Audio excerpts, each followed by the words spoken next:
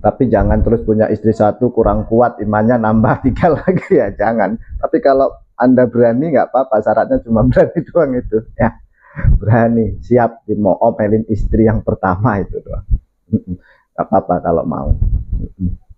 Kalau argumentasinya seperti itu. Tapi saya yakin Anda nggak kuat. Anda nggak kuat. Itu satu aja udah bingung. A'udzubillahi minasyaitonirrajim. Bismillahirrahmanirrahim. Jadi innallaha yuhibbul ladzina yuqatiluna fi sabilihi saffan ka'annahum bunyanum marsus. Sesungguhnya Allah menyukai orang-orang yang berperang di jalannya dalam barisan yang teratur, seakan-akan mereka seperti suatu bangunan yang tersusun kokoh. Jadi seperti bangunan yang tersusun kokoh. Jadi orang berjuang itu memang harus punya kekuatan kalau ingin menang. Apa kekuatannya? Itu ukhuwah. Apa itu ukhuwah? Kebersamaan. Tanpa kebersamaan sangat sulit. Harus amanah, harus sidik, harus tablik, harus fatonah. Nah ini harus kita rangkai. Tubuh manusia juga ini sebuah rangkaian. Dia bukan satu. Manusia ini satu kesatuan. Satu kesatuan. Itu manusia. Pengalaman yang sudah-sudah. Dalam hal apapun, termasuk organisasi, kelompok, kaum, suku, bangsa. Itu tanpa ukhuwah ini ya sangat sulit bangun kekuatan. Tidak akan kuat. Jadi kekuatan itu terbentuk dari sebuah ukhuwah. Kuat itu karena ada ikatan. Makanya kata Allah, seperti sebuah bangunan yang tersusun kokoh. Jadi bangunan itu tersusun kokoh, itu ada tahap demi tahap. Ada pandasinya, ada tiangnya, ada atapnya yang saling mengikat. Kembali kepada diri kita. Ini ikatan bukan? Tubuh kita ini ikatan. Ini ikatan.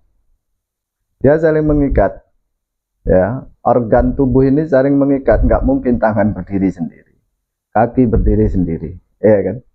Nggak mungkin. Makanya disebut satu kesatuan. Organ dalamnya pun sama. Ada jantung, paru-paru, ginjal, darah, semuanya itu bersinergi, bersenyawa dalam satu kesatuan. Naf kita, hawa nafsu kita yang buahnya itu pun dalam sebuah sistem, dalam sebuah ikatan, saling mengikat satu dengan yang lain, saling membutuhkan. Kita pengen ibadah tanpa hawa nafsu juga nggak bisa. Memang butuh hawa nafsu. Jadi khusyuk itu juga butuh hawa nafsu untuk mencapai ke situ, mencapai orang alim, ya, mencapai tingkat-tingkat pengetahuan dan yang lain. Itu juga butuh nafsu. Lalu apa yang harus kita lakukan? Apa yang harus kita lakukan kalau sudah seperti ini? Ya kita harus mencari sang diri tadi. Jati diri kita diawali dari yang fisik, yang lahir, sampai menemukan yang batin, sampai menemukan sang diri. Kalau Anda sudah ketemu sang diri, kembalikan. Karena diri ini adalah asalnya dari Allah Subhanahu wa ta'ala. Dengan apa? Dengan kul inna sholati wa nusuki wa mahyaya wa mamati lillahi rabbil alamin. Kembalikan. Jadi kita mau kembali kepada Allah tanpa kekuatan itu enggak bakal bisa. Kekuatan siapa? Kekuatan Allah. La haula wala quwata illa billahil alil azim. Dengan petunjuk. Petunjuknya siapa? Petunjuknya Allah juga. Apa itu? Kitabnya Allah, Al-Quran, dan sudah dituntunkan oleh Rasulullah dengan sunnah Rasul. Insya Allah. Jadi kalau sudah dengan dipandu oleh Al-Quran, ya kan, ngikutin sunnah, dipastikan ya, nggak bakal tersesat selamanya. Karena Allah itu Muhaitun, meliputi segala sesuatu, segala sesuatu diliputi oleh Allah. Diliputi oleh kekuasaannya, diliputi oleh keagungannya. Jadi Anda nggak usah khawatir. Nggak usah khawatir kalau sudah yang dipegang Allah. Mau kerja di mana saja, mau aktivitas di mana saja, mau tinggal di mana saja, di situ ada Allah. Termasuk seandainya Anda nanti di neraka juga, di situ ada Allah. Kalau enggak, ntar nggak diawasi Anda. Anda bisa santai ntar. Jadi seperti itu. Jadi kekuasaan Allah atau kursi Allah itu meliputi segala sesuatu. Kembali lagi, untuk membangun sesuatu, cita-cita masa depan, ini butuh kekuatan, ya kan? Makanya disuruh belajar. Ini tugas kita nyampe di sini. Belajar, belajar, dan belajar. Karena apa? Karena kendaraannya untuk menggapai sesuatu itu ya cuma ilmu. Tanpa ilmu ngawur, pasti ngawur. Enggak, itu betul atau benar orang melakukan sesuatu. Bisa jadi kebetulan atau kebenaran. Tidak bisa dijadikan rujukan. Karena orang di belakang kita belum tentu bisa menemukan yang Anda temukan. Makanya Anda catat menjadi sebuah ilmu pengetahuan dan dipelajari oleh orang banyak. Jadi disaksikan orang banyak, dinikmati orang banyak. Makanya Anda harus belajar. Gabungkan satu ilmu dengan ilmu yang lain. Makanya antara syariat berproses dengan torekoh sampai menemukan yang namanya hakikat. Disitulah titik makrifat. Anda ngerti hakikat yang sedang Anda jalani, proses yang Anda jalani, Anda tahu esensinya, Anda tahu tujuannya, Anda kenal itu. Makanya sederhana dalam hidup ini. Berapa banyak orang sudah tahu hukum-hukum tapi melanggar hukum. Hukum apa saja, ya, mau hukum agama, pidana, perdata, hukum apa saja. Orang tahu tapi melanggar. Tugas kita suruh ngikutin aturan itu, hukum itu yang sudah dinas oleh Allah lewat firman-firmannya, diajarkan oleh sunnah nabinya. Usahakan itu, jangan melanggar. Makanya kata Allah, sebaik-baik bekal apa itu? Takwa. Apa itu takwa? Ya, menjalankan perintah, menjauhi larangan. Perintah Allah, larangan Allah. Ini saja. Kalau ini dijalanin sedikit demi sedikit, insya Allah, ya, ke tempat tujuan yang kita tuju, yaitu esensi daripada hidup dan kehidupan ini akan dicapai. Lalu bagaimana? Manusia kan nggak mungkin kuat pasti.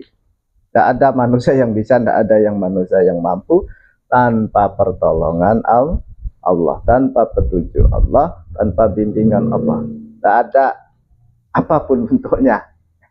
Makanya harus hakul yakin, semampu Anda yakin. Belajar terus, ya, belajar ilmu-ilmu agama, termasuk ilmu-ilmu dunia itu penting, karena dari dunia ini kita akan ke sana.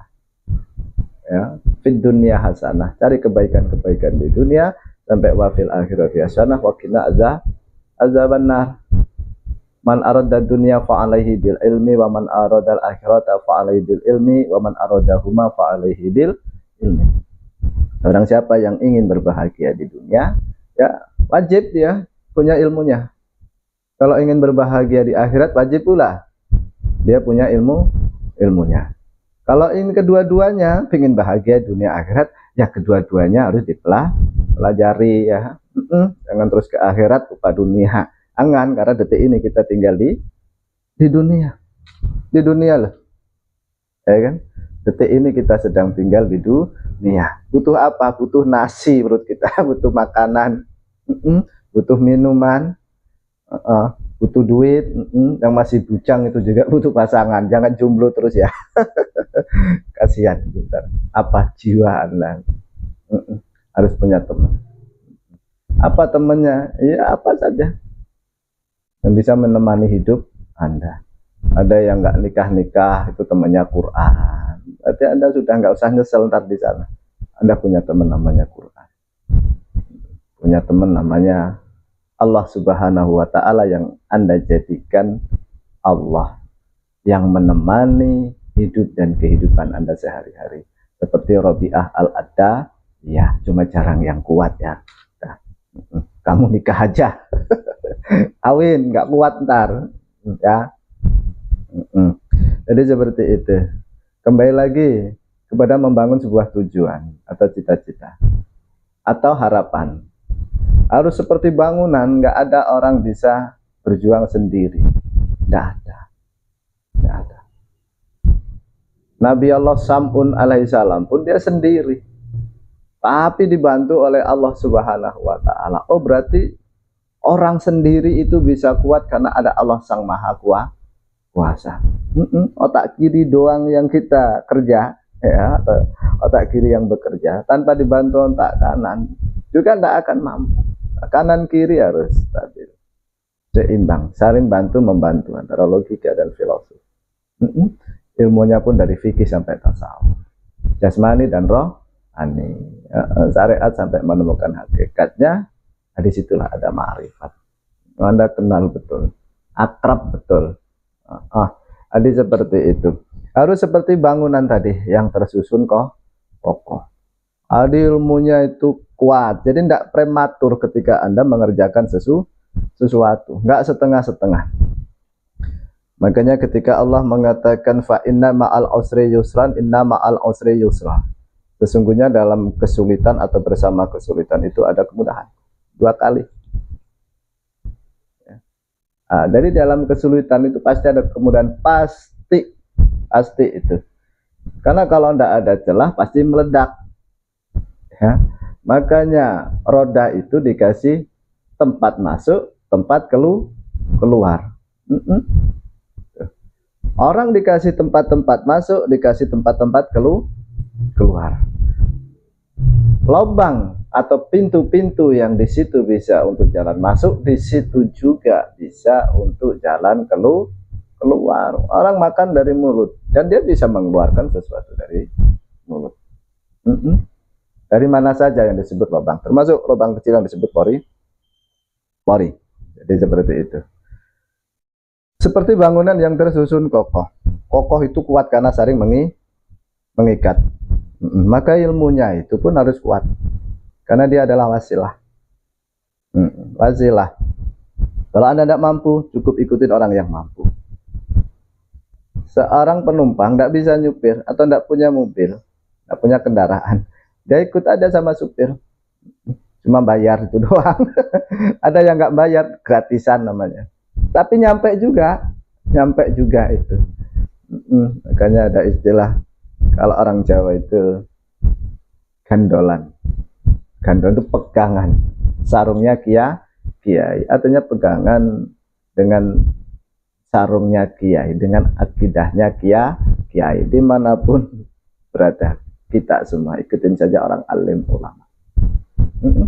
Boleh di mana saja, apapun organisasinya, kalau itu mampu menyelamatkan Anda dari hal-hal yang negatif, ikutin.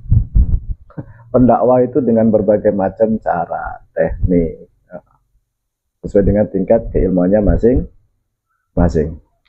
Jadi seperti itu. Kembali lagi, seperti bangunan yang tersusun kokoh, organ tubuh kita atau organisasi atau kelompok yang lebih dari 2 orang, termasuk sholat pun lebih baik itu berjamaah timbang sholat sendiri. Karena apa? Memang kalau lebih dari 1 orang itu akan lebih kuat, apapun bentuknya, ya, apapun bentuknya. Tapi jangan terus punya istri 1 kurang kuat imannya, nambah 3 lagi, ya jangan. Tapi kalau Anda berani nggak apa-apa, syaratnya cuma berani doang itu, ya. Berani, siap mau omelin istri yang pertama itu doang. Nggak apa-apa kalau mau. Kalau argumentasinya seperti itu. Tapi saya yakin Anda nggak kuat. Anda nggak kuat. Itu 1 aja udah bingung. Kembali lagi seperti itu. Ya. Jadi harus saling pengertian. Pengertian itu penting untuk dibangun, untuk membangun sebuah cita-cita atau harapan, ya, atau tujuan. Jadi ya ayuhan nasu inna khalaqnakum min dzakari wa unsa wa ja'alnakum syu'uban wa qabaila lita'arafu. In akramakum indallahi atqakum. Jadi Allah ciptakan kita dari seorang laki-laki dan seorang perempuan, berbangsa-bangsa dan bersuku-suku, agar kita saling kenal mengenal, saling membutuhkan, saling kerjasama, saling pengertian. Karena apa? Karena cuma ini, ya, agar harapan cita-cita itu tercapai. Dan semua harus pegang amanah masing-masing, ya, amanah, jaga amanahnya masing-masing. Karena apa? Anak takwa, setiap diri punya takwa, itu memegang takwanya masing-masing, dia akan menjaga untuk satu tujuan, namanya tujuan bersama. Perut kita lapar, duit mungkin cuma ada 5.000, duit cuma ada 5.000, sedang makanan itu harganya 10.000, maka ya harus terima itu, si perut kita diisi dengan makanan yang seharga mungkin duit 5.000, mungkin dapat separuh, atau mungkin makanan yang apapun yang harganya segitu. Jadi sadar, antara lidah dan perut itu harus saling menyadari, juga isi dompet. Itulah pengertian-pengertian yang harus kita bangun dalam membangun harapan dan tujuan. Nah, tujuan kita banyak masalahnya, cita-cita kita banyak. Siapa orang yang nggak ingin hidup bahagia? Semua orang. Ada yang tanya kemarin tuh, wah, setan memang pingin bahagia, pingin dia. Tapi kalau bisa menyesatkan anak cucu ada, mau bahagia dia. Allah, setan saja punya tujuan bahagia. Kalau dia bisa menyesatkan sebanyak-banyaknya Bani Adam. Makanya setan setiap saat mengintai kita untuk menyesatkan kita. Kita pun harus waspada, ya. Kita harus banyak pasang CCTV di mata kita, di telinga kita, di otak kiri kanan kita, hati kita, semua indera perasa kita, supaya kita terjaga sebelum terjadi. Makanya jangan ikuti langkah-langkah setan. Jadi nggak boleh mengikuti langkah-langkahnya saja. Jadi sebelum terjadi. Nah, kita manusia biasa, kita udah terjadi baru ingat. Biasanya seperti itu, kita sudah terjadi baru ingat. Jadi intinya terus belajar. Masih banyak ilmu pengetahuan ini kalau tidak kita praktekkan dalam kehidupan sehari-hari, dengan banyak mengingat Allah, dengan belajar, ikhtiar dan yang lain-lain, ya sangat sulit. Dan nanti yang paham itu telinga kita, otak kita, pikiran kita, fisik kita, jasmani yang lain, organ-organ yang lain, nafsu yang lain, nggak ikut paham. Nah, di sini sering tidak sinkronnya antara cita-cita dan harapan. Kok sering nggak nyambung? Karena kita hanya baru dapat cerita-cerita tanpa realisasi, cuma ingin tapi tidak dilaksanakan. Makanya orang Jawa, orang Islam, niat itu menjadi dasar utama dalam setiap melaksanakan ibadah. Apa itu niat? Sesuatu yang keluar dari dalam hati. Orang Jawa bilang kerenteking hati.